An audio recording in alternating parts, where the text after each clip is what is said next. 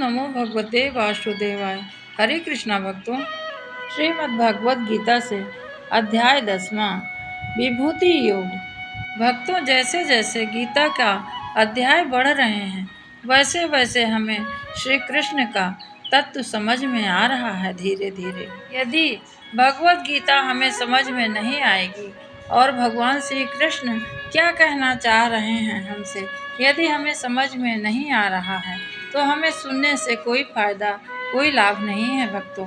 इसीलिए धीरे धीरे मैं बतलाती हूँ कि आप सबको समझ में भी आए और भगवान हमसे क्या चाह रहे हैं वो भी मैं बीच बीच में आपको स्पष्ट रूप से बतलाते रहती हूँ। जिस प्रकार माँ अपने बच्चे से अत्यंत प्रेम करती है, उसी प्रकार भगवान श्री कृष्ण जी अर्जुन से तथा सभी अपने भक्तों से बहुत प्रेम करते हैं। इसलिए जब भी कोई कार्य करें भक्तों, तो पूरी निष्ठा, पूरी श्रद्धा के साथ भगवान श्री कृष्ण को याद जरूर करिए। आप लोग सारे कार्य सिद्ध हो जाएंगे। बिना विलंब किए आइए जानते हैं अध्याय 10वां श्रीमद् भागवत गीता से। श्री कृष्ण भगवान कहते हैं, हे महाबाहो, हे अर्जुन, तुम और भी मेरे कल्याणकारक वचन सुनो। तुम मेरे अत्यंत प्रिय हो और हे कल्याण के लिए मैं तुमको कहता हूँ। मेरी उत्पत्ति का हाल ना देवता जानते हैं और ना ही महर्षि लोग। मैं तो देवों और महर्षियों का आदि कारण हूँ, जो मुझे अजन्मा, अनादि और सब लोगों का ईश्वर मानते हैं। वे सब मोह रहित हैं, उनके पाप नष्ट हो जाते हैं। बुद्धिमान को क्षमा, सत्य, दंभ, सम, सुख दुख, जन्म मरण, भय अभय, अहिंसा, समता, संताप तथा दान, यश अपयश इत्यादि को अनेक प्रकार के भाव हैं, जो सब कुछ मुझसे उत्पन्न हुए हैं। मेरी इस विभूति को भली भांति जानते हैं जो योगी तपस्वी, वे निश्चय ही सिद्ध होते हैं, इसमें संदेह नहीं है। यह जानकर कि मैं ही सब कुछ उत्पन्न करता हूँ और मुझसे ही सब प्रवृत्ति होती है। विवेकी प्राणी मेरी उपासना करते हैं। वे मुझ में अपने चित्त को प्राणों से ज़्यादा लगा कर रखते हैं, एक दूसरे को समझाते हुए भजन करते हैं, सदा संतुष्ट और सुखी रहते हैं। चित्त को सावधान करके प्रीतिपूर्वक भजन करने वाले को मैं सदैव बुद्धि योग देता हूँ। इसके कारण वे मुझे प्राप्त कर लेते हैं। उन पर अनुग्रह करके मैं उनकी बुद्धि को स्थित हो, इसलिए मैं उन्हें सदा सर्वदा ज्ञान देता हूँ। तब अर्जुन ने कहा, आप परम ब्रह्मा हो, परम धाम हो, परम मित्र हो, आदिदेव हो, अजन्मा हो, सन्यासी हो। तुमको सब ऋषि, देवर्षि, नारद, अमित, देवज्ञ और व्यास जी भी ऐसा कह गए हैं और स्वयं मैं व तुम भी ऐसा कह रहे हो। हे केशव, तुमने जो कहा है मुझसे वह सब मैं सत्य मानता हूँ और दानव, इन दोनों को ही तुम्हारे रूप में नहीं जाना है। हे सब चीज़ों को उत्पन्न करने वाले भूतेश, हे देव, हे जगतपते, हे पुरुषोत्तम, आप स्वयं ही अपने को जानते हैं। अतः आप अपनी गति दिव्य विभूतियों का हाल पूर्णतः वर्णन कीजिए, जिसके द्वारा आप इन सब लोगों को व्याप्त हो रहे हैं। चिंतन करता हुआ मैं आपको किस प्रकार से जान सकता हूँ? आपका ध्यान किन किन भावों से करना उचित है? हे जनार्दन, कृपया आप अपनी माया और विभूतियों का विस्तार से वर्णन कीजिए। इस अमृत रूप का आपकी वाणी से सुनने से मेरा मन तृप्त नहीं हो रहा है। कृष्ण जी कहते हैं, मेरा विस्तार तो अनंत है, तो भी मुख्य मुख्य विभूतियों को मैं तुम्हारे सामने प्रस्तुत करता हूँ। पूर्ण केश, समस्त भूतों के अंतकरण में रहने वाला मैं ही हूँ और मैं ही उनका आदि मध्य अंत। अदेव में विष्णु प्रकाशकों के अनेक किरणों से भूषित हूँ। सूर्य, मरुद गणों में मारीच, नक्षत्रों में चंद्रमा मैं ही हूँ। मैं वेदों में सामवेद, देवों में विष्णु, इंद्रियों में मन और घृत मात्र में चैतन्य, रुद्रों में शिव, यज्ञों में कुबेर, अष्ट वस्तुओं में अग्नि और पर्वत में सुमेरु मैं ही हूँ। हे अर्जुन, हे पार्थ, पुरोहितों में मैं बृहस्पति, सेनापति में स्कंद और जलाशय में समुद्र मैं ही हूँ। महर्षियों में मृगवाणी, अक्षरों में ओमकार, यज्ञों में जप और स्वथरों में हिमालय मैं ही हूँ। वृक्षों में पीपल, देवर्षियों में नारद, गंधर्वों में चित्ररथ, सिद्धों में कपिल मुनि, वेदों में अमृत से उत्पन्न, गजेंद्रों में रावत, मनुष्यों में राजा मैं ही हूँ। धातुओं में वज्र, गायों में कामधेनु, प्रजा की उत्पत्ति करने वाले कामदेव और सर्पों में वासुकी मैं ही हूँ। नागों में शेष नाग, जलचरों में वरुण, पितरों में आर्यमा और शासन करने वालों में यमराज मैं ही हूँ। शुद्ध करने वाले में वायु, शास्त्रधारियों में राम, नदियों में गंगा मैं ही हूँ। हे अर्जुन, मैं सब प्राणियों का आदि मध्य अंत, विद्याओं में अध्यात्म विद्या और वाद विवादों में वाद में मैं ही हूँ। अक्षरों में ओमकार, अक्षय कोख और चार मुख वाला ब्रह्मा भी मैं ही हूँ। सबको हरने वाली, मृत्यु भविष्य में होने वाले पदार्थों की उत्पत्ति, स्त्रियों में कीर्ति, लक्ष्मी, वाण में मेघा, घृति और क्षमा में मैं ही हूँ। छंदों में गायत्री, मासों में महर्षि और ऋतुओं में बसंत, यादों में वासुदेव, पांडवों में अर्जुन, मुनियों में व्यास और कवियों में शुक्र मैं ही हूँ। दमन करने वाले में दंड, जय चाहने वालों में नीति तथा ज्ञानियों में ज्ञान और भूत भाव का जो बीज है वह भी मैं ही हूँ। मेरे अतिरिक्त चराचर भूत कुछ भी नहीं है। मेरी दिव्य विभूतियों का अंत नहीं है। यह विस्तार मैंने संक्षेप में कहा है। जो वस्तु ऐश्वर्यवान, शोभावान और यशमान है वह सब मेरे तेज के अंश से उत्पन्न हुआ है। और यह जानो कि मैं अपने एक ही अंश में इस संपूर्ण जगत में व्याप्त हूँ। भगवान श्री कृष्ण अर्जुन को समझाते हुए कह रहे हैं कि जो कुछ भी है वह सब मेरे द्वारा ही रचा गया है।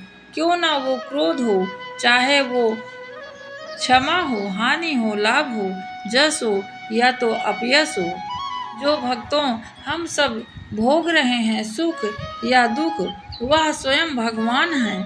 ऐसा भगवान श्री कृष्ण अर्जुन को कह रहे हैं। यह था गीता का 10वां अध्याय। आइए 11वां अध्याय की ओर चलते हैं। तब अर्जुन ने कहा, हे भगवान, मुझ पर कृपा करके अत्यंत गुप्त अध्यात्म विषय वचन को जो आपने कहे हैं उनसे मेरा मोह तो दूर हो गया। हे कमल नयन, मैंने जीव की उत्पत्ति और नाश का कारण एवं आपका अक्षय महात्म आपके मुखारविंद से विस्तार पूर्वक सुना। जैसे आपने अपने रूप का वर्णन किया है, आपका रूप देखने की मेरी इच्छा है।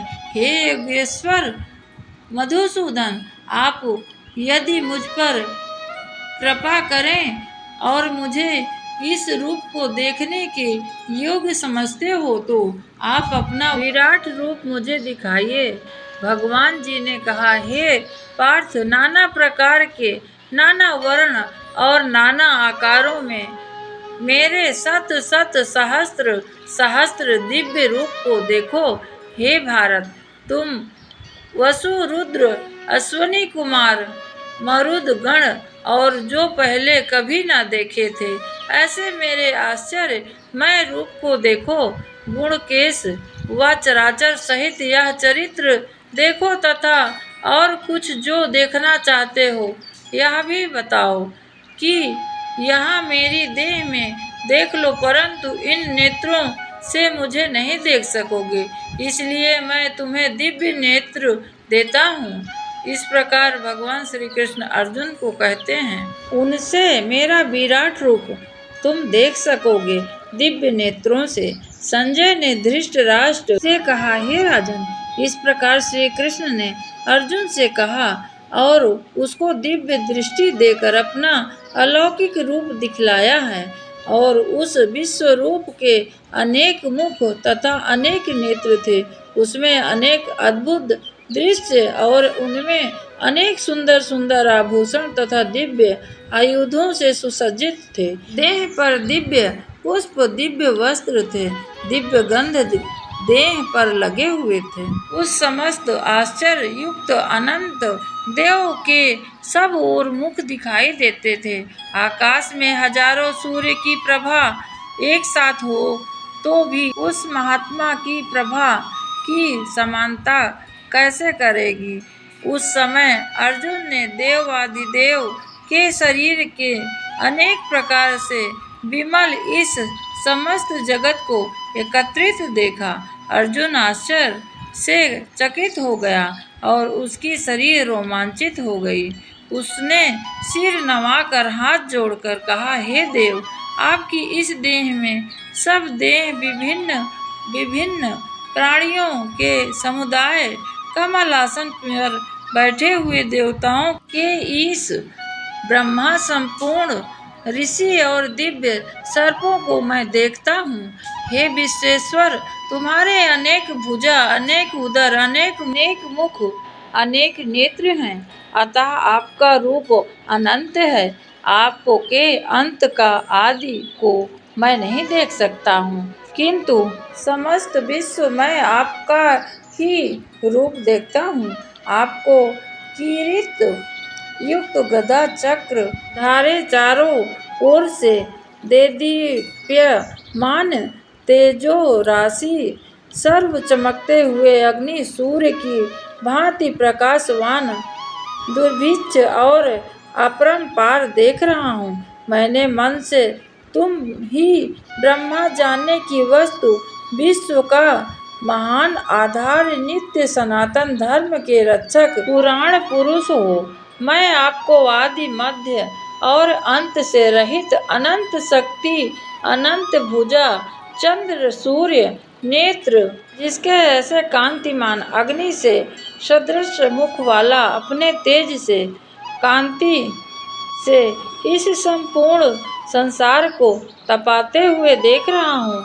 हे महात्मन, पृथ्वी व आकाश के मध्य का वह अंत, वह संपूर्ण दिशाएं आपसे ही व्याप्त हो रही हैं। आपका यह अद्भुत तथा उग्र रूप देखकर तीनों लोग व्यथित हो रहे हैं। यह देखा कि देवताओं के समूह तुम्हारी शरण आ रहे हैं, उनमें कितने ही भयभीत होकर हाथ जोड़कर तुम्हारी प्रार्थना करते हैं।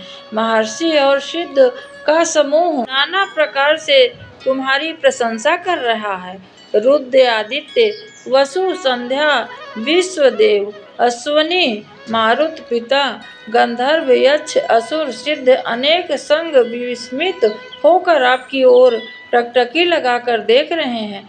हे महाबाहो, अनेक नेत्र, अनेक बाहु, अनेक जांघ, अनेक पैर, अनेक पेट, अनेक कराल दंत युक्त तुम्हारा यह विशाल रूप देखकर सब अत्यंत भयभीत हो रहे हैं और मैं भी बहुत घबरा रहा हूँ। आकाश तक पहुँचते हुए आपके प्रकाश के अनेक वर्षों के फैलाव हुए अग्नि जलने वाले मुख, साल नेत्र युक्त आपको देखकर हे वैष्णव, मेरा जी घबरा रहा है, मुझसे धैर्य नहीं रहा, धरा जाता है, चित्त स्थिर नहीं हो रहा है। आपके मुख को देखकर मुझे दिशाएं सूझती नहीं हैं और मुझ पर दया करो हे प्रभु।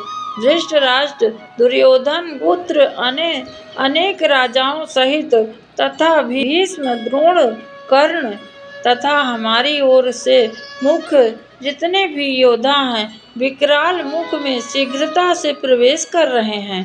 तथा उनमें वे लौंग के समान दिख रहे हैं। आपकी तीक्ष्ण प्रभाएं समस्त संसार को व्याप्त कर रही हैं। यह भयानक रूपधारी कौन है? और इसे कहो, हे देवेश्वर, आपको नमस्कार करता हूँ, मुझ पर प्रसन्न हो जाइए।